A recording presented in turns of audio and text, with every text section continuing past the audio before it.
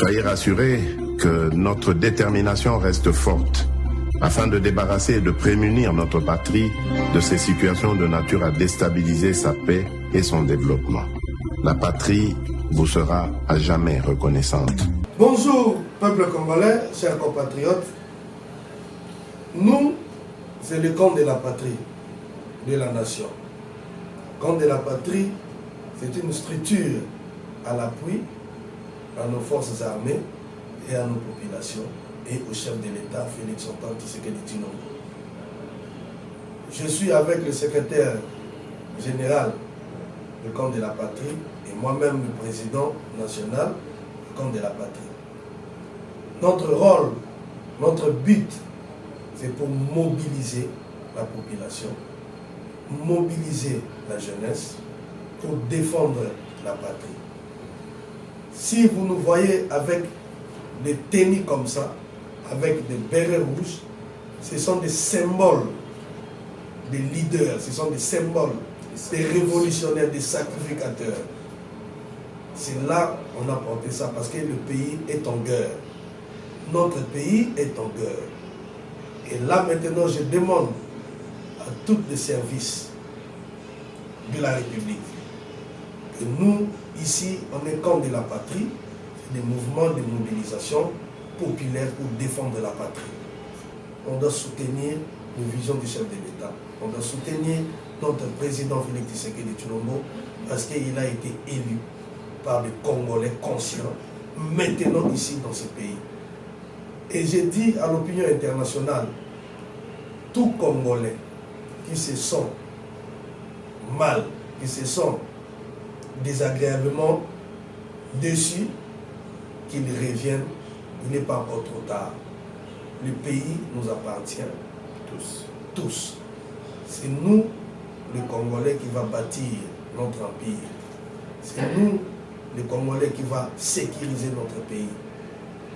Je demande à tous les jeunes qui sont encore dehors de revenir à la maison, même ceux qui sont là-bas, à l'est du pays, derrière, des ravisseurs, des opportunistes, des voleurs, qu'ils laissent tout ce monde-là, les personnes de M. Nanga et Kabila, et avec tous ces bandes, des escrocs qui sont en train de traumatiser la population, qui sont en train de tuer nos frères et sœurs au niveau de l'Est là-bas, Bukavu et Goma.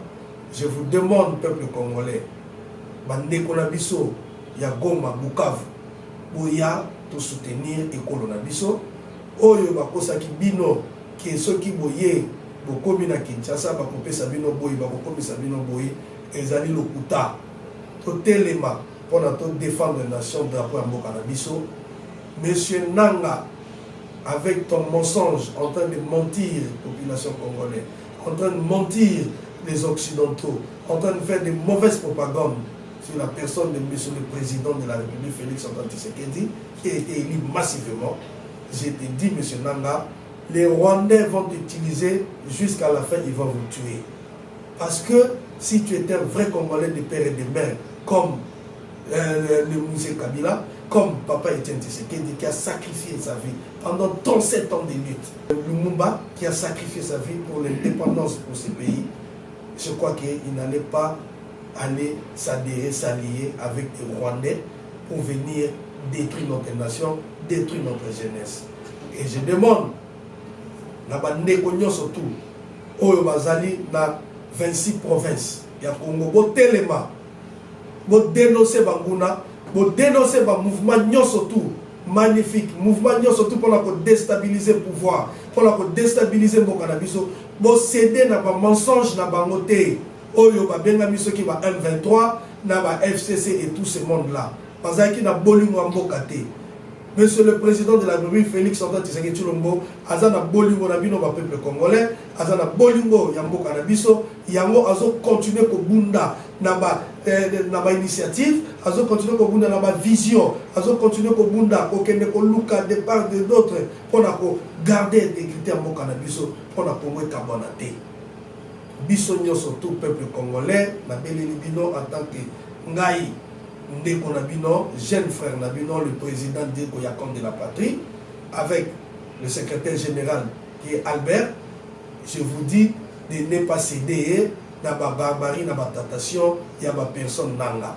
Venez vous tous, on doit soutenir le chef de l'État. Le camp de la patrie, ce n'est pas un mouvement politique, mais nous, on est au milieu du village pour soutenir les visions du chef de l'État, parce que c'est un grand patriote. Il a accepté de perdre tout, mais pour rester avec le Congolais. Il a accepté de ne pas céder à la négociation pour la teka. Le président Félix Tshisekedi a beau yango moni bazo sala ba campagne na bango médiatique ya lokuta contre le chef de l'État, alors que la scène na bino ba peuple congolais boya to soutenir le chef de l'État na biso Félix Tshisekedi azali moto yazo bunda pona intégrité mboka éthique la ndenge ba héros national na biso ba bunda ba Lumumba na ba Kasavubu na ba Moïse Kabila na ba Papa Tshisekedi jusqu'à la magistrature suprême. Papa Nabiso, chef de l'État, Félix Tshisekedi, a boy ko cédé. Yango dans lancé appel oyo biso tozali maboko polele tozo senga na bande konyo surtout o batika libanda ya vision na biso ya camp de la patrie ezali mouvement ezali structure pour la défense de la patrie. Awa ceux qui moni biso ndenge to vandi boye tozali ba jeune leader congolais oyo to boyi mboka na biso ekene na banguna to boyi mboka na biso ezala divisé to lingi to tikala bo moko Congo bo moko tata bo moko ekolo bo moko yango na lobi na bino boye pona bomona yango ke ezali tribalisme za awate. Président Félix Tshisekedi a eu pouvoir oyo ezali mission ezali prophétie oyo bakolo na biso bapesaki o batata Simon Kimbangu balobi le 5e président yenda kobongisa mboka yango nde biso pe camp de la patrie to landi prophétie wana et puis to ndimi yango nde tozo soutenir ye chef de l'État Félix Antoine Tshisekedi o azali président garant de la nation et de bonnes institutions yango na sengi na bandeko oyo batikali nano libanda na vision oyo biso ba jeune oyo telemi pour na tosa la mobilisation pour na soutenir mboka na biso boya ebele tozali na meeting tozali na conférence de presse na biso ekozala mokolo il y a le 6 décembre pour na éclaircir opinion internationale que population congolaise bazali sima ya président de la République Félix Antoine Tshisekedi batika na ba barbarie batika na ba guerre médiatique bazo sala peuple congolais alingi ye peuple congolais azo soutenir ye yango la sengi dans la institution va soutenir biso la sengi dans VPM il y a défense à soutenir biso la sengi dans VPM il y a intérêt à soutenir biso la sengi dans premier ministre à soutenir biso dans bitumba oyo parce que tozo installé comme de la patrie dans tous les 26 provinces même jusqu'à même à Bukavu même là-bas à Goma bandeko baza kuna bakoyoka biso bakondimela biso epi bakozonga na ndako bakosundola bosoto esprit machiavélique oyo bango bananga na bakabila baza nango contre notre pays yango na beleli na lancé appel oyo ke bandeko ya Goma Bukavu ya Este Lubumbashi Kananga Mbujimayi Équateur Congo central Bandundu boyoka message ya bato oyo babengami na kombo ya bananga te na kabila te. Il a servi ce pays pendant 18 ans. Qu'est-ce qu'il a donné à ce pays? Lui, la personne de M. Kabila. Il a tout abîmé. Et aujourd'hui, Dieu nous a fait grâce. Après Sibiso, chef de l'État. Après Sibiso, moi, Namboka, Kwazali des pères et des mères. Azana souci à Mboka et Keneliboso. Pourquoi Bino, ma peuple congolais, bozo cédé dans le Kouta au Bazo du Misaramono Kolabango. Et on a lancé un message. Dans le Ndeko Oyo, Batangami, dans le combat, José Makila. Il a lancé un message dans Franck Diomou. Il a lancé un message dans Onyo surtout Bazako dans Marcel Tissambo tout ce monde. Ceux qui vous allez qui va patriote congolais, bolingaki okende kosalier na ba Rwandais te pona koteka mboka na bino.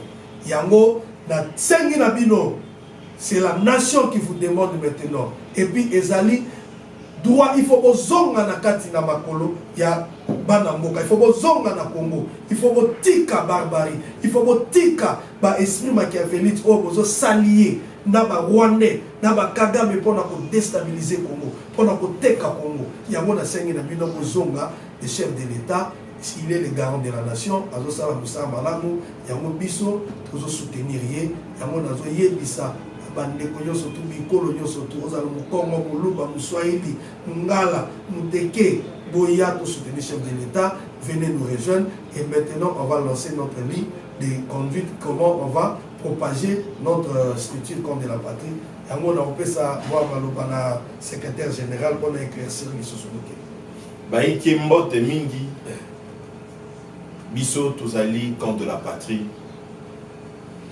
Nous avons conscience. Conscience que lobby est à biso. Le coup la lobby est à biso, c'est ghetto milengela. Nous ne devons pas continuer à regarder les choses comme ça. Nakobanza ete montonyo so azoni na ndako na ye, akuti salite na ndako, et là kwa liboso ça a kombola. Akokota na ndako lobi, bano batiki bo soto boy. Akokoza kombo kwa ya kuku kolonda akokomba ndako. Bino boko mona bo sorto ekokota na kati na mboka na biso Congo. Bino bilengi boko talo be kotala na miso. Boko sale loko te. Boko za nani yako bomsela no bo sorto ezai kokota na kati ya mboka. Toza bilengi ba telemi na sima mokonzi ya mboka. Tolobi stop agression. Stop agression. Tokotambola et longola ba jeune nyonso ba imboka o bazana ba province mosusu. Donc on installer l'esprit va venir patriote, l'esprit va patriote, l'esprit à wazalendo. Donc ça la biso banso ba uzalendo. Pour te défendre mboka na biso. Banduko na biso wazalendo ba ko défendre mboka na mandok. Biso pe to ça biso ba discours na ba meeting, na ba marche na ba province. Pour la ko barrer mon nguna nzela. Dans ces pays, il n'y aura plus jamais de coup d'État. Il n'y en aura plus jamais. Les jeunes ont compris ceci. Olingio comme mon konzi, c'est là ma ponami.